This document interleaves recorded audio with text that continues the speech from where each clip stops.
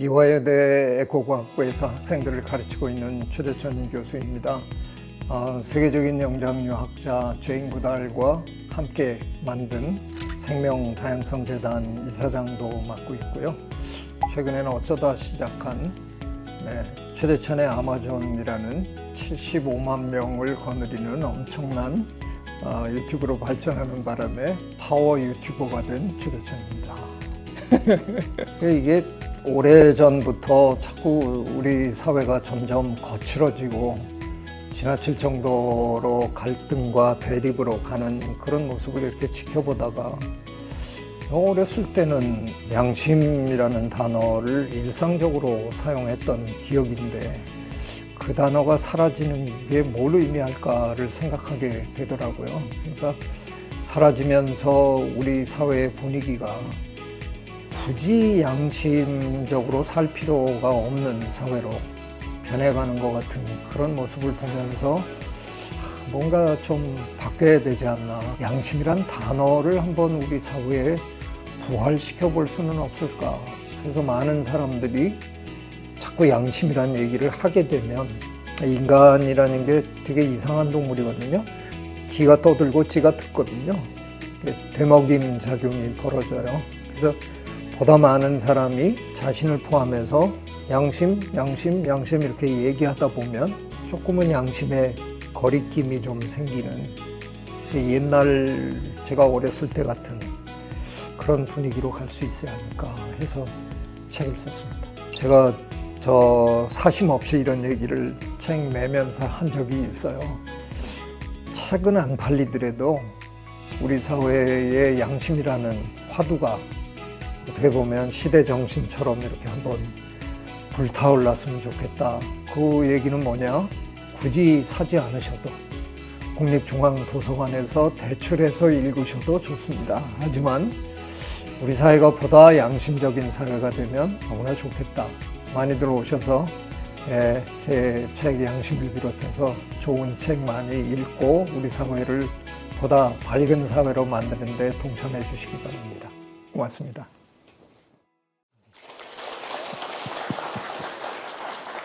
네, 반갑습니다. 네, 오늘은 제가 드릴 말씀에 키워드만 모아서 양심, 공감, 숙론 이렇게 좀 딱딱한 제목을 붙였습니다. 근데 그랬던 이유가 제가 가장 최근에 낸 책 제목들입니다. 제가 양심이라는 책을 얼마 전에 냈고요. 그 전에 낸 책이 숙론이라는 책이고, 그 얼마 전에는 공감의 시대라는 책을 냈는데요. 어쩌면 요새 그 개념이 연결되는 느낌이 좀 있습니다. 그래서 오늘 그런 얘기를 한번 여러분과 나눠보도록 하겠습니다. 기억하세요? 양심냉장고라는 프로그램. 냉장고를 너무 양심 없이 엉터리로 만든 거를 고발하는 무슨 그런 프로그램인가 보다. 그리고 그냥 TV를 봤는데 엉뚱하게도 정지선을 제대로 지키는 차가 있나 그거를 기다리는 프로그램이었잖아요. 새벽 4시가 다 돼가는데 아무도 안 지키더라는 거죠.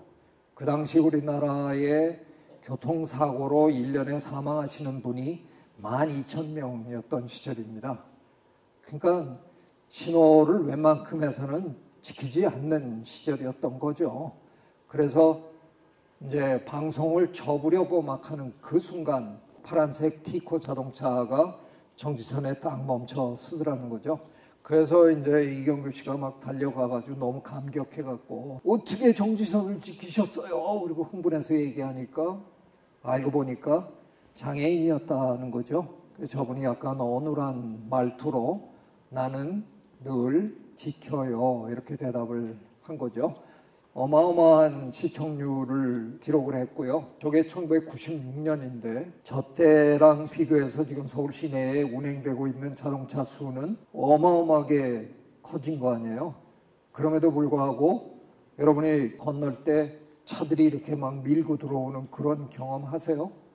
전혀 없습니다. 지금 대한민국에.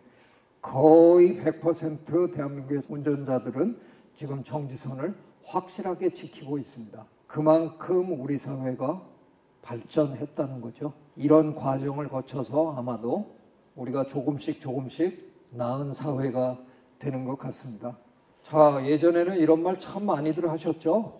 이 양심에 털난 놈 같으니라고, 뭐 양심이 엿바꿔 먹었냐, 양심이 밥 먹여줘, 뭐 이런 얘기들 참 많이 하셨잖아요. 한 뭐 20년 전 뭐 이럴 때, 젊었을 때 아니면 어렸을 때 기억을 되살려 보시면 양심이란 단어를 매일같이 듣던 기억이 있으실 겁니다. 하루에도 뭐 수없이 많이 듣고 컸습니다. 그런데 70년대 말에 미국 유학을 갔다가 학위를 마치고 미국 대학에서 교수를 하다가 돌아오게 된, 그때까지 걸린 시간이 15년이었는데요.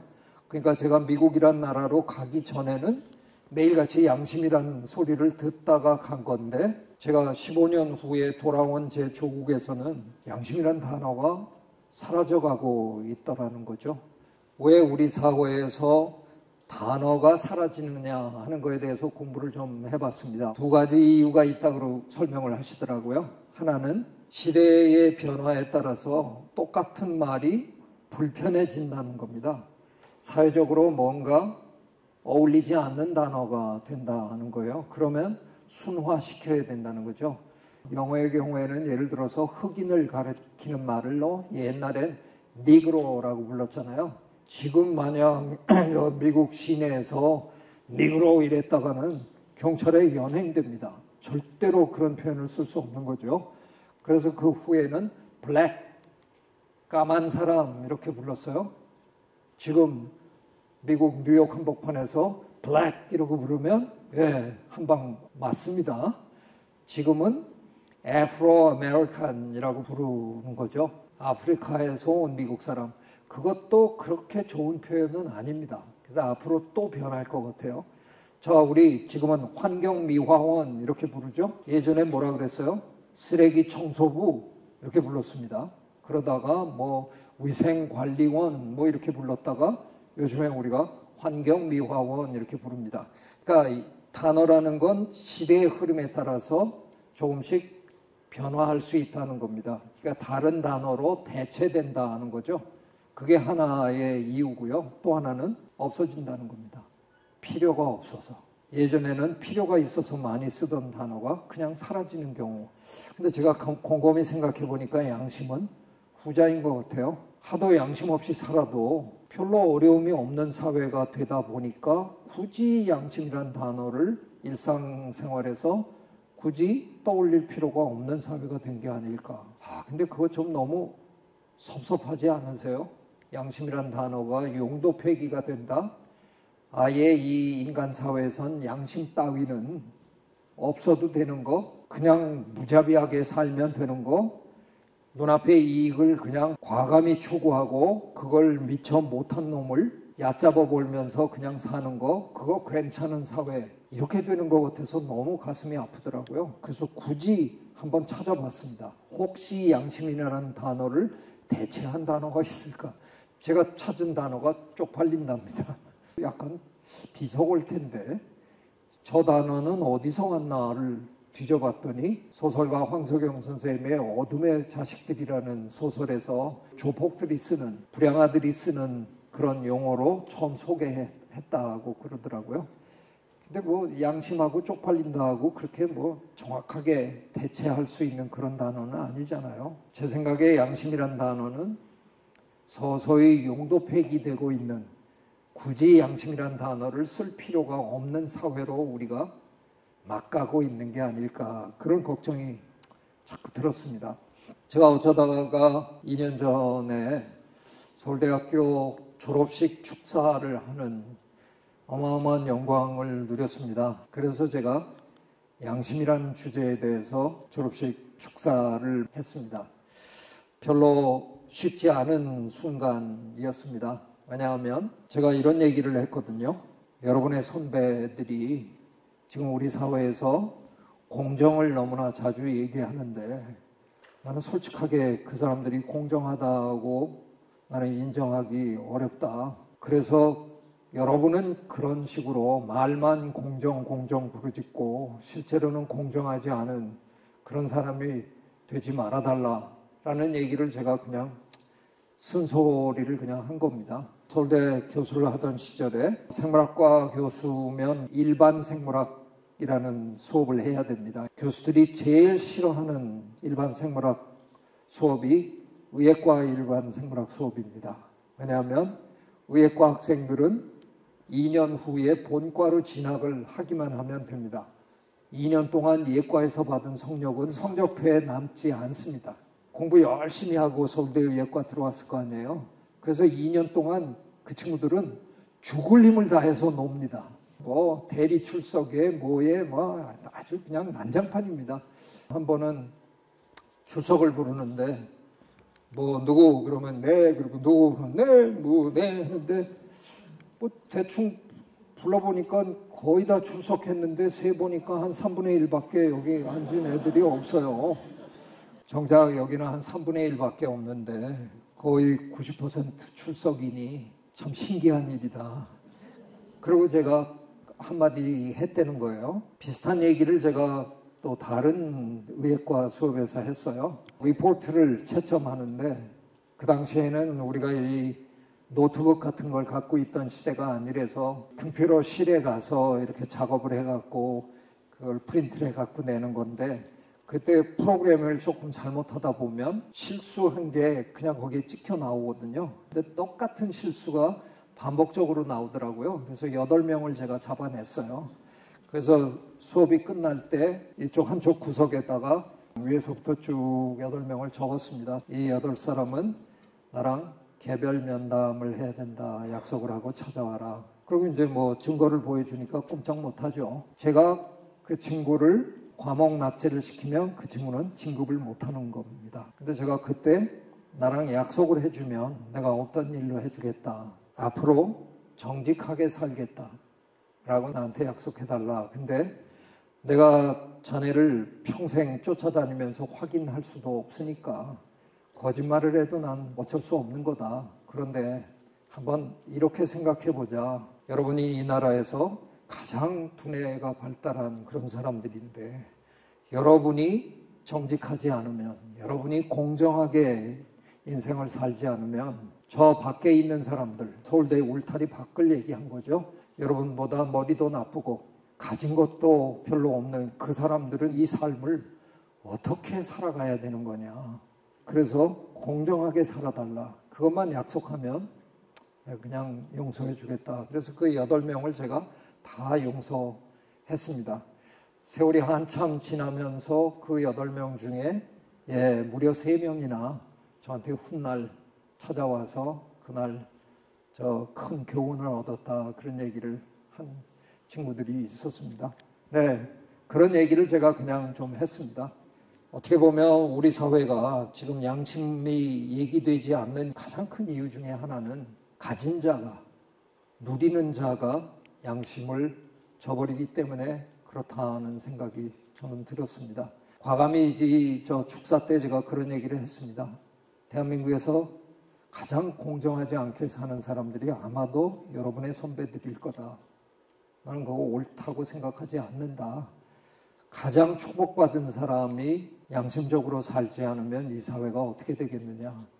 허준희 교수님이 저보다 1년 전에 강의를 하셨기 때문에 그게 제 머릿속에서 굉장한 압박감이었나 봐요. 제가 그래서 제 축사에서 수학 공식을 하나 소개했습니다. 수학자를 염두에 두고 공평 플러스 양심은 공정이다. 네, 여러분이 인터넷에 보시면 이런 그림이 종종 나와 있습니다. 저쪽에 3사람이 지금 똑같은 박스에 올라타고 야구 경기를, 사람들은 똑같은 대우를 해주고 공정하다 이렇게 얘기하는데 저는 동의 못하겠다라고 한 겁니다. 저거는 그냥 공평 수준이겠죠. 그런데 만일 저 제일 왼쪽에 있는 사람은 저 박스가 없어도 충분히 담 넘어 야구 경기를 볼 수 있어요. 그래서 그 사람이 만일 박스를 양보하면 제일 오른쪽에 있는 저 꼬마도 볼 수 있게 되는 거죠. 저는 이게 공정이라고 생각합니다. 저 사람 보지도 못하는데 나만 이렇게 높은 데서 보는 게 좀 괜히 좀 그렇네. 그래서 저분이 양보해 주면 얼마나 좋을까. 지금 미국의 에모리 대학이라는 대학에서 가르치고 계시는 흑인 교수님인데요. 캐럴 앤더슨이라는 교수님이 언제 한 얘기가 저한테 꽂혔어요. 대개의 경우에 특권을 누려온 사람들은 공평하게 하자 그래도 억압하지 말라고 반발한대요. 저렇게 하겠다는 건데 그것도 싫어한다는 겁니다. 쉬운 일은 아닌 거죠. 저는 이 그림에서 특별히 제가 주목하고 있는 사람은 가운데 있는 사람입니다. 저 왼쪽에 있는 분은 뭐 누리고 사는 사람이에요. 우리 사회에 대체로 보면 저런 분들이 양보 잘 안 하시잖아요. 근데 저분들은 몇 분 안 되잖아요. 그러니까 그분들에 대한 기대는 전 그냥 대충 접었습니다. 그분들이 양보하거나 안 하거나. 가운데 있는 사람이 누구예요? 이 방 안에 앉아 계시는 저를 포함해서 대부분의 우리가 가운데 있는 사람이죠. 일반 대중입니다. 근데 저는 우리의 마음이 불편해졌으면 좋겠어요. 그냥 나는 상관없잖아요. 양쪽 사람 상관없어요. 나는 야구 경기만 보면 됩니다. 그렇게 살면 제 인생 편해요. 근데 자꾸 신경 쓰이잖아요. 참 못 보네. 이쪽도 보죠. 박스 필요도 없는데. 저는 그랬으면 좋겠습니다. 우리들 대부분이 주변을 살피고 뭔가 불공정한 뭐 그런 상황에 불편했으면 좋겠습니다. 근데 그동안 양심이란 단어가 자꾸 사라지게 만든 사회 분위기는 뭐냐? 대부분의 우리가 그냥 귀를 닫아버렸기 때문에 그런 거죠. 나하고 무슨 상관이야? 그렇기 때문에 사회가 자꾸 이렇게 이상한 방향으로 흘러간 건 아닐까? 저는 그런 생각 해봤습니다. 양심을 동양에서는 한자로 어질양자와 마음심자를 씁니다. 그러니까 어진 마음이라는 뜻이죠. 여러분 어질다라는 단어를 사전에서 한번 찾아보십시오. 아이고 뜻풀이가 장난이 아닙니다. 세상에 좋은 얘기는 거기 다 있습니다. 마음이 넓고 착하며 뭐 어쩌고 저쩌고 하여간 다 있어요. 그게 무슨 얘기입니까? 정말 좋은 마음, 정말 고결한 마음, 그걸 우리 동양에서 양심이라고 하는 겁니다. 서양은요, 히라바에서 온 건데 칸이라는 단어와 쉬어라는 단어가 붙은 겁니다. 저게 붙어 있을 때 발음은 우리가 션스라고 하지만 조금만 떼서 발음을 하면 사이언스예요. 과학이란 뜻이죠. 과학, 암, 지식, 지혜 뭐 이런 뜻입니다. 근데 칸이 함께라는 뜻이거든요. 그러니까 함께 공유하는 지혜, 지식이라는 뜻입니다. 모두가 공유하고 있는 어떤 지식이나 지혜 같은 거다라는 겁니다. 약간 차이가 있는 것 같아요. 동양과 서양이 생각하는 양심에 조금은 수준이 다른 것 같습니다. 15년 동안 미국에서 살면서 제가 느낀 미국 사람들의 양심은 제가 이렇게 표현하면 크게 틀리지 않을 것 같다는 생각이 드는데요. 법적인 양심인 것 같아요. 법적으로 내가 잘못한 게 없는데 왜 그래? 이렇게 아주 당당하게 얘기합니다. 그리고 실제로 제가 지켜본 많은 제 주변의 미국 사람들은 법을 제법 잘 지킵니다. 왜냐하면 법치가 굉장히 확립되어 있는 나라에서 법을 자칫 어기면 큰 벌을 받거든요. 그러니까 안 잡혀가려고 적어도 법만큼은 제대로 그래도 지키려고 되게 애쓰고 사는 겁니다. 난 법은 지켰으니까 양심적으로 사는 거 아니야. 아니 내가 그 사람 사정까지 내가 어떻게 신경 써. 난 법적으로 잘못한 건 없어. 이 정도면 미국 사람들은 대체로 자기가 양심적으로 살았다고 생각하는 것 같아요. 근데 그 기준은 우리 한국 사람 기준에는 못 미치는 거잖아요. 우리는 적어도 양심이라는 건 어진 마음이어야 된다는 거죠. 성인의 마음 수준을 우리가 양심이라고 얘기하는 겁니다. 우리가 훨씬 높은 기준을 갖고 있는 거라고 저는 판단합니다. 그런데 현실은 우린 법도 잘 안 지킵니다. 그러니까 기준은 우리가 훨씬 높은데 현실은 우리가 서양 사람들만 못한 수준인 것 같다 하는 섭섭함이 저한테 있습니다. 제가 재단을 하나 운영하고 있는데요. 침팬지를 오랫동안 연구하셨던 제인 그돌 박사님하고 함께 10여 년 전에 생명다양성 재단이라는 걸 만들었는데요. 우리 그 재단의 젊은 친구들이 재단의 표를 이렇게 만들어 주더라고요. 알면 사랑한다, 사랑하면 표현한다. 알면 사랑한다라는 말은 제가 오래전에 만들어서 마치 제 좌우명처럼 쓰는 말입니다. 뭐 책에 사인을 하거나 뭐 이러면 늘 쓰는 말인데요. 제 재단 친구들이 거기다 한 발짝 더 나가더라고요. 저는 알면 사랑하는 단계까지만 주로 얘기하고 살았는데 이 친구들은 그러면 사랑이 생겼으면 그걸 표현을 해야지. 그러면서 환경 관련 여러 가지 일들을 적극적으로 사회와 함께 하자. 뭐 이런 뜻입니다. 표현한다라는 말을 조금만 더 적극적으로 바꾸면 행동한다라고 생각하셔도 됩니다. 그래서 그런 관점에서 보면 뭔가 공감을 생각해 볼 필요가 있다는 느낌이 들었습니다. 제가 공감의 시대라는 책을 펴냈는데요. 이 책은 번역서입니다. 제인 그달 박사님이 야생에서 침팬지를 연구한 분이라 그러면 동물원이나 실험실 안에서 침팬지를 굉장히 세밀하게 연구한 대가였습니다. 프란츠 도월이라는 분인데 이 책에 보면 아주 흥미로운 실험 결과가 하나 나와요. 생물학 실험을 할 때 종종 사용하는 저 작은 쥐, 그 흰 쥐를 한 케이지에다가 저렇게 넣고 대여섯 마리를 한꺼번에 키우다가 한 마리씩 따로 키워보는 겁니다. 따로 케이지에 넣고. 그런 다음에 그 중에 한 마리에게만 먹이를 줍니다. 얘는 처음에는 먹이를 주니까 먹었어요. 근데 어느 날 옆에 케이지에서 자기 친구들이 배고프다고 신음소리를 내기 시작하니까 얘가 먹기를 거부하는 겁니다. 저 작은 미물이, 여러분은 혹시 바퀴벌레의 양심 이런 얘기 들어본 적 있으세요? 도마뱀의 양심 뭐 이런 얘기 들어본 적 있으십니까? 없습니다.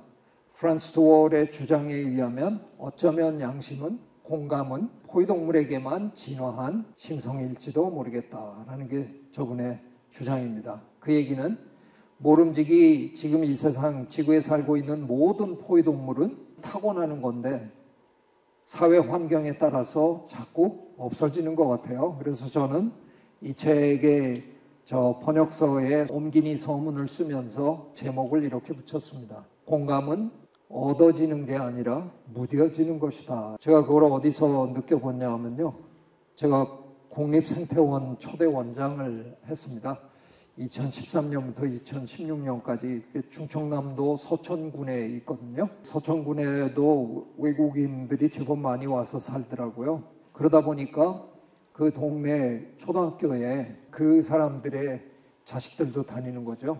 제가 저녁 약속이 있어서 이렇게 어디 지나가는데 어떤 아주머니가 지 앞을 확 가라고 질러서 뛰어가더라고요. 동남아시아에서 온 집안의 아이랑 같이 손잡고 교문을 빠져나오고 있었어요. 달려가서 손을 떼고 물티슈로 자기 딸의 손을 닦아주더라고요. 저 정말 한참을 쳐다봤어요. 딸은 아무 피부 색깔에 대한 아무런 선입견이 없는 겁니다. 친한 친구예요. 여러분은 뭐 그런 분 없으시겠지만 저 고백하겠습니다. TV 보다가 여러분이 하루에 커피 한 잔만 덜 마셔도 이 아프리카의 이 아이들이 뭐 접종을 할 수 있고 뭐 저 빨리 돌립니다. 보기 싫어요. 그만큼 저도 공감 능력이 바닥이 나가는 거죠. 아마 저 어렸을 때는 안 그랬을 것 같아요. 어쩌면 공감 능력이라는 건 우리 모두 다 타고나는데 살면서 자꾸 이게 그냥 무뎌져서 어느 순간에는 우리는 그런 거 나 되도록이면 안 하고 싶어. 그래서 닫고 사는 게 아닐까. 그런 생각을 좀 해봤습니다.